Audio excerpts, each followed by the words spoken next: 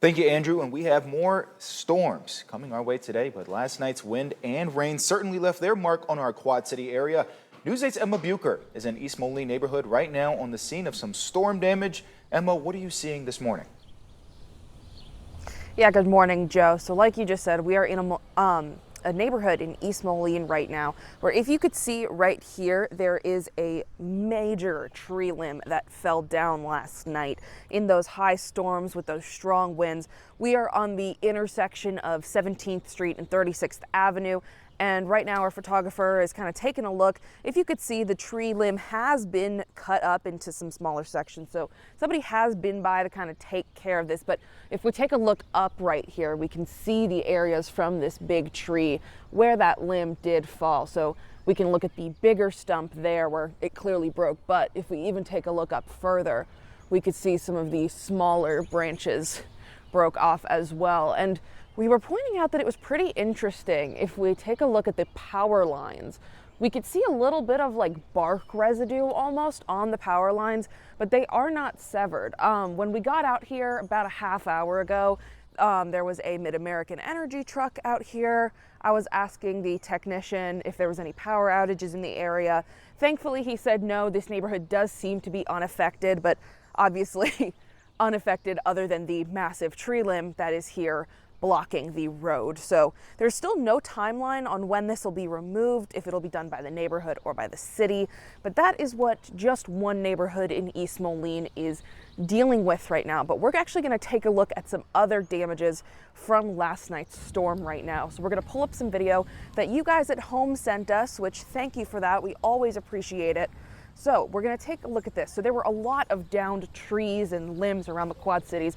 Obviously, we just showed you some here in East Moline, but if you take a look at this video, actually in the middle right there, that is a pickup truck that got crushed by a tree limb in Davenport. Very, very unfortunate. I hope they had insurance.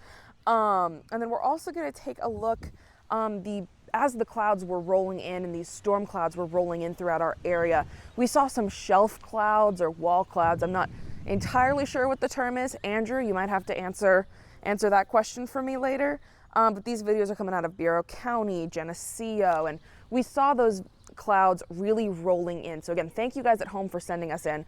And we also had the Beast out last night with our photographer Cesar Sanchez and our meteorologist Morgan Strackbein. They were out in the Beast all night checking out the conditions. This video that we're seeing right now, they were chasing that shelf cloud. This was around the Aledo area.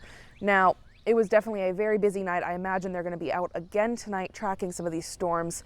But if we bring it back to us here in East Moline, as we were just talking about, this tree limb that we're taking a look at, it is not impacting the power in this area as far as we know. But there are a lot of people in our area that are being impacted by power outages. So the Iowa side of the river wasn't hit too hard by the storms in terms of power outages. There's a couple dozen people in the Scott County area, for example, that don't have power this morning, but Illinois was definitely hit harder. In total, the state of Illinois has about 200,000 people without power right now. Most of that is in the central Illinois area and a little bit around the Cook County, Chicagoland area. But in our area in particular, the Quad Cities region, Henry County right now has about 1,300 people without power. Knox County has a few hundred people without power. Here in Rock Island County, there's a few hundred people without power. So I was, again, talking with that electrician with Mid-American Energy. He definitely said this is far from the worst storm he's ever seen, but crews were out all night working to restore power, and they will be out all day working on this as well, guys. Well, thank you so much for your reporting, Emma. And we also want to thank you at home who sent in the storm videos from last night.